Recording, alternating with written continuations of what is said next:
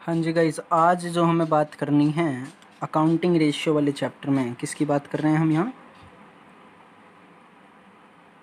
Accounting ratio की। उसमें हमें बात करनी है आज लिक्विड और आप ये कह सकते हो क्विक रेशियो। मैंने कराया था लास्ट वाले लेक्चर में। उसमें बेसिकली लिक्विडिटी रेशियो में दो रेशियो हो चुके हैं हमारे। कौन कौन से? एक हुआ था हमारा उसमें करंट रेशियो, और दूसरा हमने करा था उसमें क्विक रेशियो। ठीक है ना, एक तो हमारा ये था करंट रेशियो और एक था हमारा क्विक रेशियो। ये दोनों हो चुके हैं। इसके लिए मैंने आपको कुछ एग्जांपल्स और क्वेश्चंस भी करा दिए हैं। आज जो मुझे बात करनी है वो है हमारा सॉल्वेंसी रेशियो। सॉल्वेंसी रेशियो, या इसे हम कह सकते हैं long term solvency. Long term solvency यानी ये होता क्या है, पहले ज़रा इसके बारे में बात करते हैं। उसके बाद में हम देखेंगे कि सॉल्वेंसी रेशियो में कितने रेशियो हमारे ऐसे हैं जो हमें बेसिकली सीखने हैं। ठीक है, पहले बात कर लेते हैं कि सॉल्वेंसी रेशियो होता क्या है। देखो, solvency of a business means that the business is in a position to meet its long term financial obligation। वो कह रहे हैं कि solvency जो है ना एक बिजनेस की वो चीज़ होती है, उसका मतलब ये होता है कि डेट बिजनेस की पोजीशन क्या है। Business is in a position to meets its long term financial obligation. Obligation से मतलब है कर्जा उतारने की जो क्षमता है, जो कर्जा आपने लंबे टाइम के लिए लिया हुआ है, लॉन्ग पीरियड के लिए लिया हुआ है, as and when they become due. ठीक है ना, आगे बता रहे हैं वो solvency ratio are the ratios which show whether the enterprise will be able to meet its long term financial obligation. यानी वेदर, यानी कि वो एंटरप्राइज जो भी है will be able to meet its long term financial obligation. वो अपने financial obligation यानी जो उसने फाइनेंशियली कर्जा लिया हुआ है लॉन्ग टर्म वाला, उसे चुकाने में समर्थ है भी या नहीं होगी। वेदर लिखा हुआ है, वेदर का मतलब होगी या नहीं होगी। Debt is long term liabilities. Long financial obligation क्या होते हैं? लॉन्ग टर्म लाइबिलिटीज कहलाती हैं। इंपॉर्टेंट सोल्वेंसी रेशियोज आर, उसमें हमें 4 रेशियो पढ़ने हैं। मतलब ये है छोटा सा कहने का कि सोल्वेंसी रेशियो में हमें ये पता लगेगा कि कितना हमारे ऊपर जो कर्जा है क्या उसे हम चुकाने में समर्थ हैं। हमारे बिजनेस जो है इतना ग्रोथ कर रहा है, इतनी कैपेसिटी है हमारे पास कि हम जो हमारे ऊपर लॉन्ग टर्म वाली लाइबिलिटीज़ यानी लोन यानी कि बोरोइंग्स चल रही हैं उन्हें हम चुका पाएंगे या नहीं चुका पाएंगे। तो सबसे पहला रेशियो आ रहा है इसमें डेब्ट टू इक्विटी रेशियो। डेब्ट टू इक्विटी रेशियो क्या होता है उसके बारे में देखिए। पहले सबसे पहले क्या आ रहा है? डेब्ट टू इक्विटी रेशियो।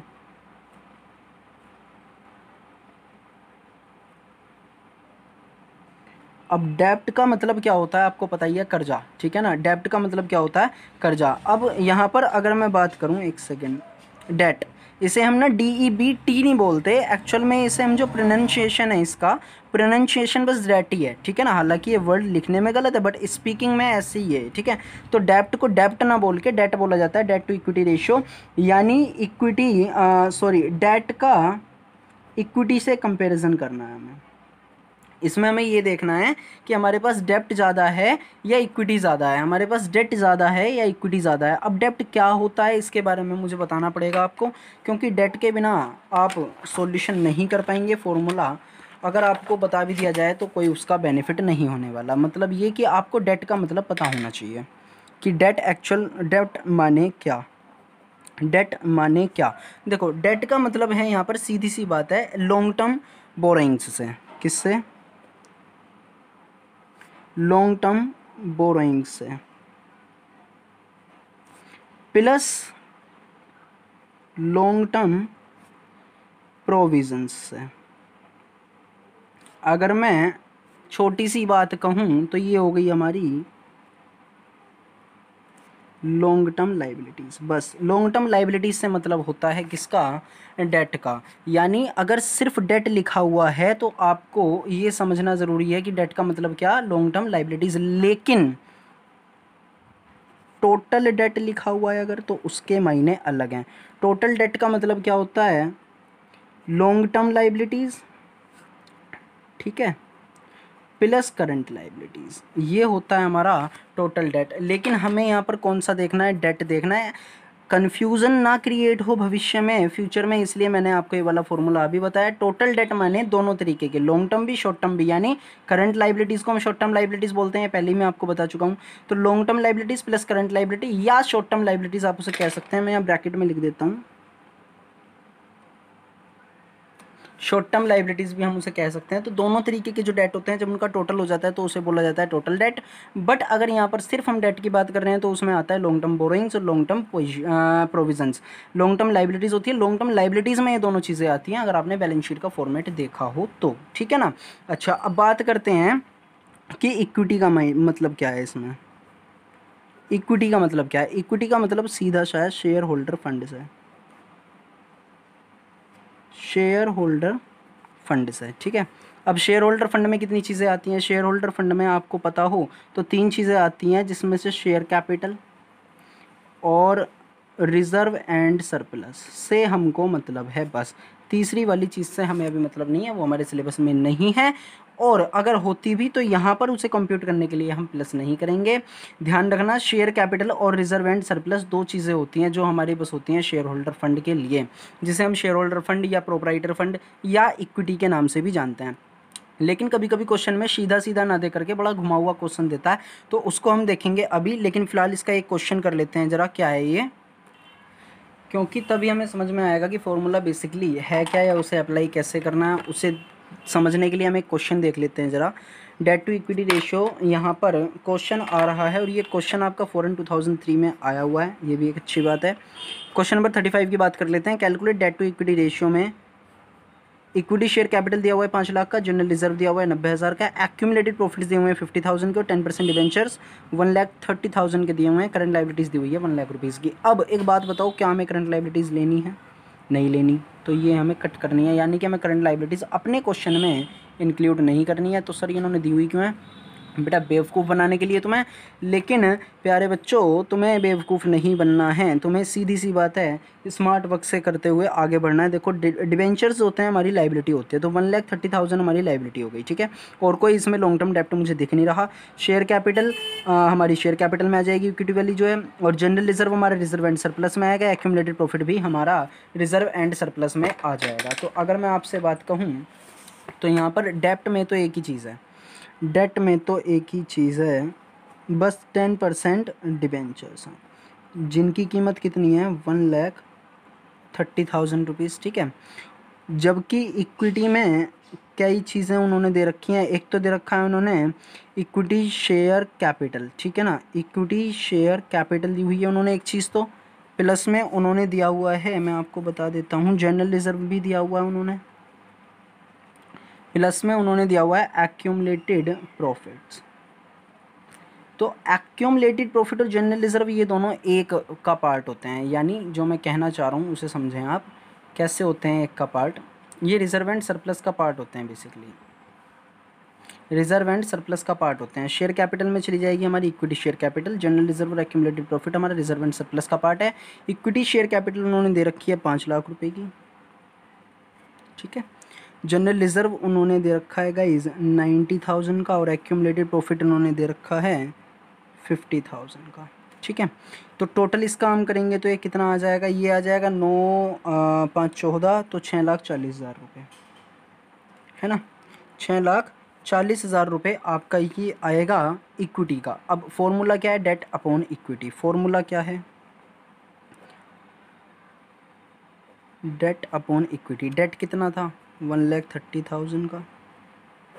इक्विटी कितना है? 6,40,000 का। इस क्वेश्चन में कितना है? 6,40,000। 1 2 3 1 2 3, एक और आ रहा है, यहाँ से ले लो इसे। उसके बाद में अब इसे हमें कट करना है। सिंपली अगर मैं आपको कहूँ कट करने के लिए तो आप कर लेना कैलकुलेशन, मैं फ़िलहाल देख करके लिख रहा हूँ क्योंकि सोल्व करा हुआ है मेरा, कोई प्रॉब्लम नहीं है। यहाँ हमें टाइम बच जाएगा। कैलकुलेशन पर आपकी डिपेंड करता है कि आप उसे कितनी जल्दी निकाल सकते हो। मैंने फॉर्मूला अप्लाई करने के लिए बताया। ध्यान रखना, एक ही फॉर्मूले को आप कई तरीके से बना सकते हैं। अब ये डेट में ज़रूरी नहीं है वो हमें लॉन्ग टर्म बोरोइंग्स दे, लॉन्ग टर्म प्रोविजंस हमें दें। अब डेट को हम कितने तरीके से निकाल सकते हैं उसकी बात करेंगे। उसके बाद में इक्विटी को हम कितने तरीके से निकाल सकते हैं उसकी बात करेंगे, ठीक है ना। फिलहाल हमने ये देख लिया कि हमारा ये डेट टू इक्विटी रेशियो कैसे निकलता है। लेकिन क्या हमें ज़रूरत है उन फार्मूलाज को तरह तरह से सीखने की? तो देख लो ज़रा सेकंड क्वेश्चन क्या कह रहा है। 36 में टोटल एसेट है 2,60,000 की, 2,60,000 की दे रखी है उसने टोटल एसेट, टोटल डेट दे रखा है उसने 1,00,000 की, ठीक है। और करंट लाइबिलिटीज़ 20,000 रुपये की। कैलकुलेट कह रहा है डेट टू इक्विटी रेशियो। अब एक बात बताओ, ना तो इसमें लॉन्ग टर्म लाइबिलिटीज़ दी हुई हैं, ना इसमें हमें इक्विटी दी हुई है, तो हम इसे फाइंड आउट कैसे करेंगे? इन्होंने ये एसेट्स दी हुई हैं, टोटल डेट्स दिया हुआ है और ये करंट लाइबिलिटीज़ दी हुई हैं, तो हमें कैलकुलेट करने के लिए अपने फॉर्मूले को थोड़ा सा स्मार्ट वर्क लाना पड़ेगा यहाँ पे, और हमें निकल करके आना है बिल्कुल जो भी है हमें कन्फ्यूज़न क्रिएट कर रहा है क्वेश्चन। तो फॉर्मूले कैसे बनेंगे ज़रा ध्यान देना इस बात पर, जो मैं आपको बैलेंस शीट के लिए सिखा रहा हूँ, ठीक है। देखो हॉरिजॉन्टली बता रहा हूँ मैं आपको बस, हालांकि होती नहीं है कंपनीज़ के केस में हॉरिजॉन्टली बैलेंस शीट। एसेट और लाइबिलिटीज़ होती है, हालांकि लाइबिलिटीज़ में तो यहाँ पर एक चीज़ और आती है, इक्विटी, ठीक है। हमने पढ़ी हुई तो यही है ना, लाइबिलिटीज एसेट। कंपनी के केस में क्या होता है, एक तो नॉन करंट एसेट होती है और एक करंट एसेट होती है, यहाँ पर आ जाता है टोटल एसेट, हाँ या ना? बिल्कुल सही बात है ना? हाँ सर बिल्कुल। नॉन करंट एसेट की जो रकम होगी, करंट एसेट की जो रकम होगी, सब दोनों को टोटल करके यहाँ आ जाता है आपका टोटल करंट एसेट। यहाँ अगर बात करें, एक चीज़ आएगी आपकी पहले इक्विटी, उसके बाद आएगी आपकी नॉन करंट लाइबिलिटीज़, उसके बाद आएगी करंट लाइबिलिटीज़। इन तीनों का जो सम होगा वो हो जाएगी आपकी टोटल लाइबिलिटीज़, या हम उसे क्या कह सकते हैं, टोटल एसेट। क्यों कह सकता हूँ मैं उसे टोटल एसेट? क्योंकि जो यहाँ पर आएगा आंसर वही आपका यहाँ आएगा। मान लो यहाँ पर आता है आपका 5 लाख, तो यहाँ भी आपके कितने होंगे, यहाँ भी आपके 5 लाख रुपए ही होंगे। तो मैं ये कह सकता हूँ कि टोटल लाइबिलिटीज़ में इंक्लूड कर रहा हूँ मैं इक्विटी वाला वर्ड, ठीक है ना। Total of equity and liabilities किसके बराबर होगा? वो होगा आपकी टोटल एसेट के बराबर, ठीक है ना। अब एक बात सोचो ध्यान से, मान लो क्वेश्चन में मुझे इक्विटी नहीं दिया हुआ, नॉन करंट लाइबिलिटीज़ दी हुई है, करंट लाइबिलिटीज़ दी हुई है, नॉन करंट एसेट और करंट एसेट दी हुई है, ठीक है। मुझे ये नहीं दिया हुआ, मान कर चलते हैं 1%, तो आप ना इक्विटी निकालने के लिए फॉर्मूला ना जनरेट कर सकते हो। देखो फॉर्मूला आप खुद से बना सकते हो, कैसे कर सकते हो? NCA कितना हो जाएगा, टोटल करंट एसेट लिखा, माइनस करा आपने किन दो चीज़ों को, नॉन करंट लाइबिलिटीज़ और करंट लाइबिलिटीज़ को आप माइनस कर दीजिए, बात खत्म हो जाएगी, आपका फॉर्मूला बन गया इक्विटी का। बात समझ में आ रही है मैं क्यों कह रहा हूँ? टोटल एसेट कहाँ से होंगी, नॉन करंट एसेट और करंट एसेट, इनका जो टोटल है वो यहाँ आ गया, ठीक है ना। उसके बाद में हमने सोचा कि नॉन करंट लाइबिलिटीज़ और करंट लाइबिलिटीज़ को माइनस कर देते हैं इस वाले टोटल में से, क्योंकि वो बेसिकली यहीं से माइनस हो जाएगा, यहाँ से माइनस, इन दोनों फिगर्स को हम करेंगे तो ये आ जाएगा। कैसे आ जाएगा ज़रा ध्यान से देखो, 1 2 3 और 2 5 ऐसे कर लेते हैं इसे, 1 लाख 2 लाख और 2 लाख, ठीक है। और ये आपका 2.5 और ये आपका 2.5, टोटल कितना हो गया, 5 लाख, ठीक है। अब एक बात सोचो, हमारे पास 1 नहीं था, ये हमें नहीं पता ना कि यहाँ पर 1 है, अभी नहीं पता, मान लेते हैं कि हमें नहीं पता, तो टोटल एसेट हमारी कितनी हो गई, 5 लाख रुपए की, माइनस नॉन करंट लाइबिलिटीज़ कितनी है, 2 की, करंट लाइबिलिटीज़ कितनी है, 2 की, तो 5 - 4 हो जाएगा इक्वल टू 1। आंसर आ रहा है नहीं आ रहा? तो मैं अगर आपसे अब कहने लगूँ कि बुक में एक फॉर्मूलाज दिए हुए हैं उन्हें छोड़ो ना यार, हम सीखते हैं कि एक्चुअल में फॉर्मूले जनरेट कैसे हो रहे हैं, हमें ये सीखना पड़ेगा। अगर आपने ये चीज़ नहीं सीखी तो सीधी सी बात है आप लोग भूल जाएंगे, रट्टा तो भाई देखो लग नहीं सकता, क्योंकि 15 से 16 फॉर्मूले तो जो मेन है वो हैं, और एक एक फॉर्मूले के अपने कई कई तरीके निकालने के हैं, तो वो भी हैं, ठीक है ना। तो अब हम एक एक करके ज़रा सॉल्व करते हैं। सबसे पहले बात करूँगा मैं आपसे डेट की, डेट को हम कितने तरीके से निकाल सकते हैं। तो डेट का सबसे पहला तरीका तो वही था, देखो डेट का सबसे पहला तरीका था लॉन्ग टर्म बोरोइंग्स को ले लो, प्लस कर दो उनमें लॉन्ग टर्म प्रोविजंस अपने, ठीक है। लॉन्ग टर्म बोरोइंग्स और लॉन्ग टर्म प्रोविजन प्लस कर दो, आपका क्या निकल कर आ जाएगा, डेट। लेकिन अगर ना दिया हुआ हो सीधा सीधा, तो हम फिर कैसे जाएंगे उसके बारे में बात करते हैं। मान लो क्वेश्चन में हमें क्या दे रखा है, टोटल डेट दे रखा है, जैसे कि अभी मैंने आपको जो क्वेश्चन बताया था उसमें भी दे रखा है। टोटल डेट क्या होता है हमारा, टोटल डेट का मतलब मैंने बताया था लॉन्ग टर्म लाइबिलिटीज़ और शॉर्ट टर्म वाली, मतलब नॉन करंट लाइबिलिटीज़ भी और करंट लाइबिलिटीज़ भी। तो इसमें से आप बस करंट लाइबिलिटीज़ घटा दीजिए, आपका क्या आ जाएगा, डेट आ जाएगा, सीधी सी बात है, बन गया फॉर्मूला। क्या होता है, कुछ नहीं होता, क्योंकि हमने ये सीखा हुआ है टोटल डेट माने क्या, टोटल डेट माने नॉन करंट लाइबिलिटीज़ प्लस हमारी करंट लाइबिलिटीज़।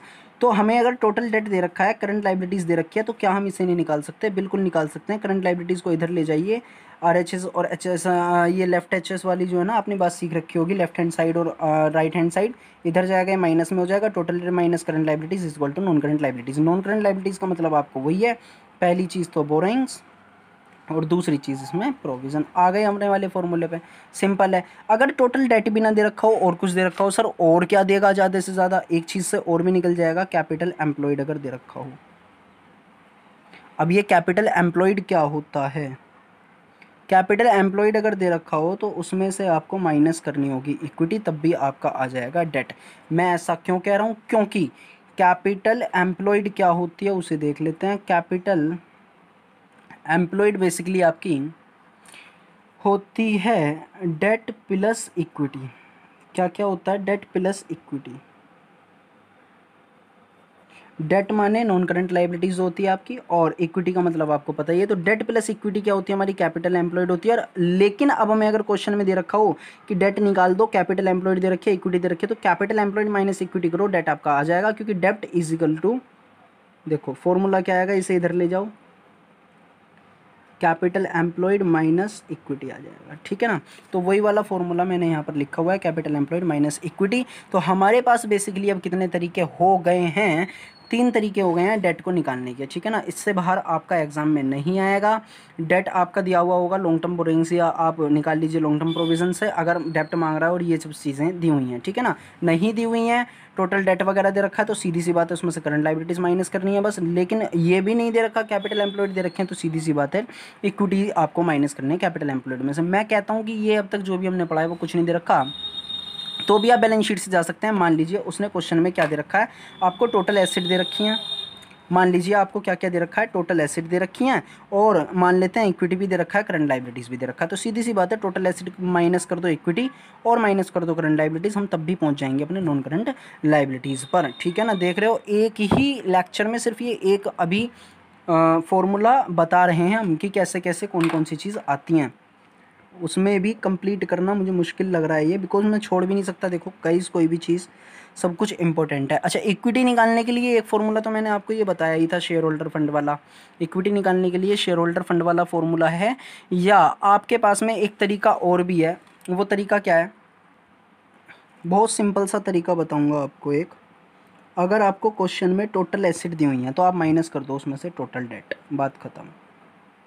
टोटल एसेट माने क्या, ये दोनों चीज़ें नॉन करंट एसेट और करंट एसेट, ठीक है, दोनों प्लस हो जाएंगी। और टोटल डेट माने क्या, टोटल डेट माने नॉन करंट लाइबिलिटीज़ और करंट लाइबिलिटीज़। जब ये दोनों माइनस हो जाएंगे, यानी 5 लाख में से 4 लाख माइनस कर दोगे, तो भी हमारी इक्विटी पर हम पहुंच जाएंगे। सीधी सी बात है ना। इसी वाले फॉर्मूले से आप और चीज़ें भी निकाल सकते हैं। एक फॉर्मूला होता है इसमें वर्किंग कैपिटल वाला, मैं उसे अभी नेक्स्ट वाले लेक्चर में लूँगा। पहले आज इसमें अब क्वेश्चन ले लेते हैं, उसके बाद सीखेंगे उसे, ठीक है। चलो, क्वेश्चन क्या था हमारा, ज़रा उसे देख लेते हैं एक बार।